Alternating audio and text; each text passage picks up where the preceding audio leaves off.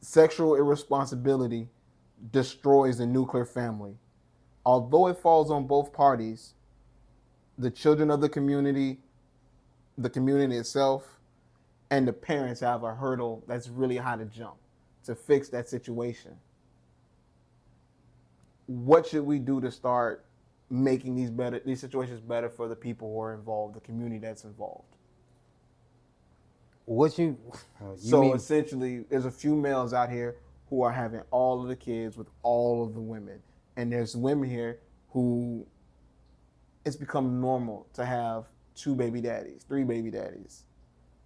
Now, in the grand scheme of things, hey, be fruitful, multiply. But for our own culture, our own community, it isn't beneficial because one man, if he's not a millionaire, super enterprising, whatever it may be, his funds isn't enough to provide for all these children. His time, he doesn't have enough to be in all these children's lives and be productive. So I think we should have some type of way of fixing that because it's taking a lot from what a family could be. I don't see nowhere. I honestly don't see nowhere fixing that because you got you got two things going on.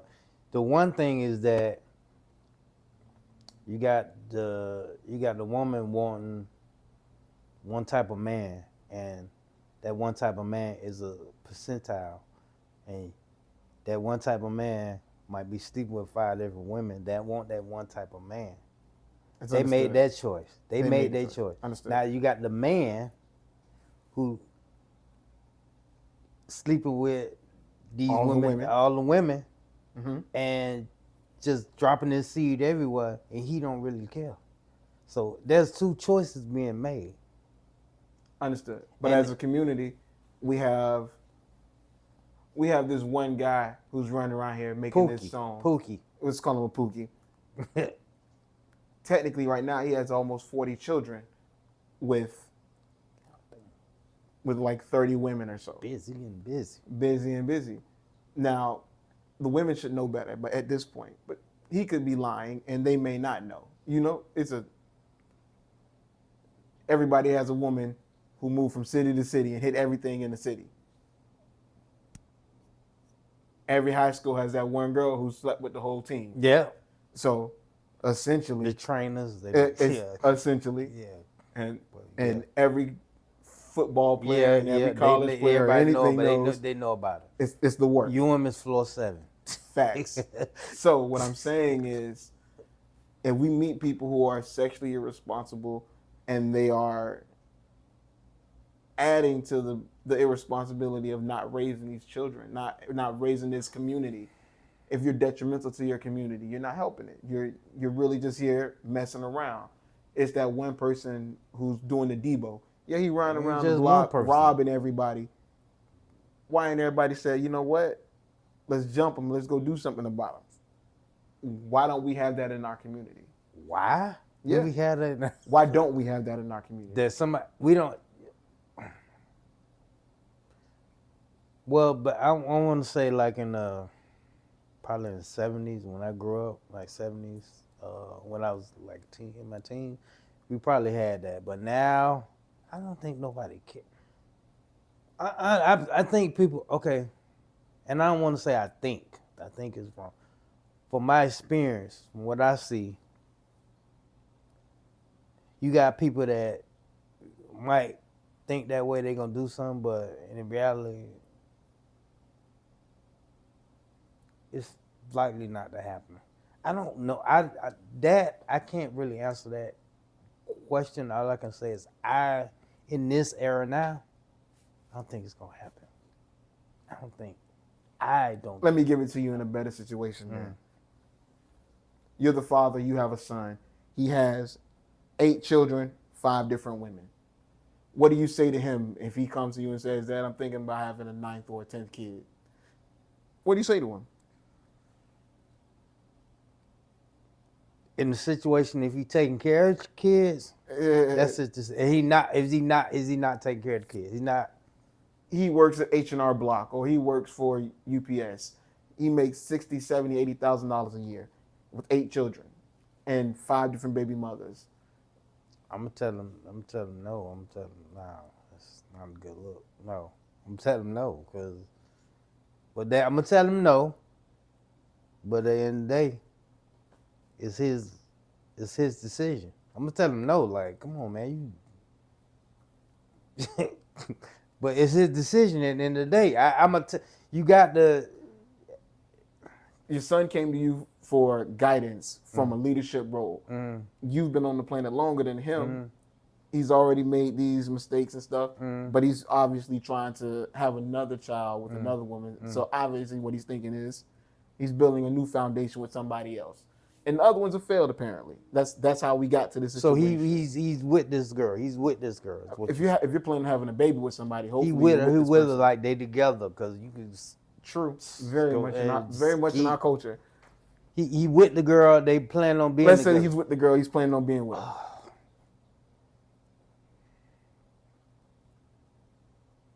I would tell him. I'm gonna go back on what I was saying. That there's always a variable to situations. If he's with this girl to get married, I would tell him, yeah. I mean, if that's his decision, because I can't live his life. I could just tell him. From my experience, I can't live his life because he ultimately gotta deal with that. I could just. These are your grandkids. Yeah, They all got to come to you. Mhm. Every time that he misses a football game, every time that he misses a birthday party, every time he's short on presents, every time that he's short on being able to discipline them in the right way, or give them direction, you gave him direction that gave them less opportunities and time to be with him, less opportunities and time to. So where's the leadership at? The leadership. I thought you were guiding. I'm gonna guide him. I'm going to guide him. But are you guiding him in the right direction? I'm gonna guide him in the direction of I think he needs to go. Now, whether it's right or wrong is subjective. So I'm going to tell him from what I've experienced. Now I'm gonna get in the car and drive it a little bit. We're gonna drive to the destination. Mm-hmm. I'm gonna get out of the car. He gonna get in the car and drive. Right. He gonna drive to his destination. I'm gonna give him advice. What he does in between that is on him. I'm gonna give him the best advice I can, but what he does with it is on him. Generally, the older community has a wealth of knowledge. We know things don't work because we've tried it before. It's tried and true. Exactly. We know that if you have multiple women in a situation, most of the times women are emotional. Things come down really quickly when they decide that it's no longer worth their effort. Exactly. We have a saying, hell has no fury like a From woman. a scorn. Exactly. Yeah. So Yeah. it probably wouldn't be in his best interest to have a new child with a new woman when he has 5 women previously whom he has children with already. And although you may not be able to reconcile those relationships, the relationships with your children or whatever else would be something that you can fix. Correct? Correct. Would it not be more advantageous to the child to say, or not child, but young man or whatever you may want to call him, to say to him, look, you don't need no more children. What you need to do is stand on business, be in the one's lives that you have now. Correct. And as you fix those situations with these children and these women whom you've been with, you'd be able to ascertain whether you should have a wife or whatever purpose, because you have not lived that life. If you've been having essentially he's been poly his whole life. He's not been a one woman, one type person. So making another family with another person wouldn't be the smart move because he's not that person. You're not going to be with that one woman. You're going to get bored with her. You're not going to. That and everything you saying is correct. That's correct. And it's correct. Everything you saying is right. I can't live my son's life. I can give them the advice. I can't actually live his life. So he has to make that decision. He ultimately has to make that decision for his life. I'm gonna guide him. He got to make the decision. I don't. I'm the grandparent. I can get a kid back. I can give, and this is what I give it back. From his experience, he do the same thing. Yeah, exactly. So He's a parent. He just get a kid back and on to the next family. Yeah, so it's not. It's not right. It's wrong. Is it wrong? I'm saying it's wrong. It's wrong for the scope of it. It's not right. But in the scheme of things, Mm-hmm. all those kids go either contribute to society or destroy society. Either or. Mm-hmm. So who's to say if it's for us to say that these kids shouldn't have been created? They was created for a reason. The reason could have just been two people had ample time and nothing to do. No, besides that, what was the child created for? There's a reason behind that. Every person is Most created for a children reason. need guidance. Most children need guidance. Yes. There's some people who come into this world and they are old souls, old spirits, and they hit the ground running. But most children need guidance, whether or not the dad's in the life or the mother's a good mother, whatever else. That's here or there. Mhm. But most children need guidance, a blueprint, something to draw themselves upon and then build upon. Most successful people usually have someone help them, a mentor, a blueprint, someone to look at whom helps them get to the plateaus they're trying to reach. When you come from a broken family, the resources aren't usually there. The things that you look at and say, well, I want to be something like that. So then you turn to rapper, football player, athlete, whatever it may be. That's kind of what the black community was at one point in time. You knew that if you played sports, that could have been your way out. You knew if you could rap a lick, that could have been way out. If you had that certain it factor when it came to music, you had that way out. Now more so, it's not there. Children going outside less, so we have less opportunities to build upon those things that we used to build upon. And then we don't have a community center in most places anymore because that's just gone due to the way the city is being rebuilt in most places. And as most cities with black epicenters, they get rid of everything that is black. It becomes gentrification. Gentrified. Yeah. Right. And then now you're kicked out of the city.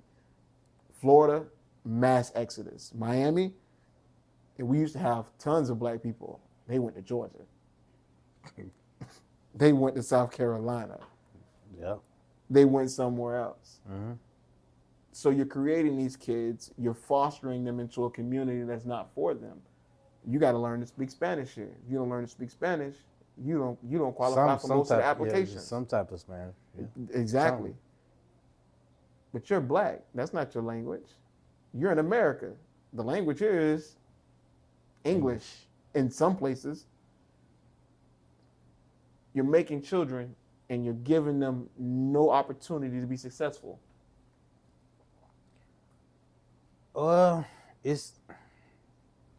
There's more opportunities now, and then when you say the ball player, essentially, are you talking about now, the time frame now, or back? I'm talking about the time frame back in the day. Like I'm not gonna say back in the 90s? day. 90s, yeah, 90s and stuff. That was your golden era. That was your golden era of figuring out. Oh, you know what? If this doesn't work, I can go play football. I can go play basketball. I can go play soccer, baseball. You had those opportunities. They had centers for you. They had tons of ex-players coming back to the community to show you that you could do it if you had the talent. You could go to UM. It was an all-black school essentially when it came to sports. Well, there are a few people doing it now. A few, but you see the difference is it was a culture back then. It's no longer the culture now. Yeah.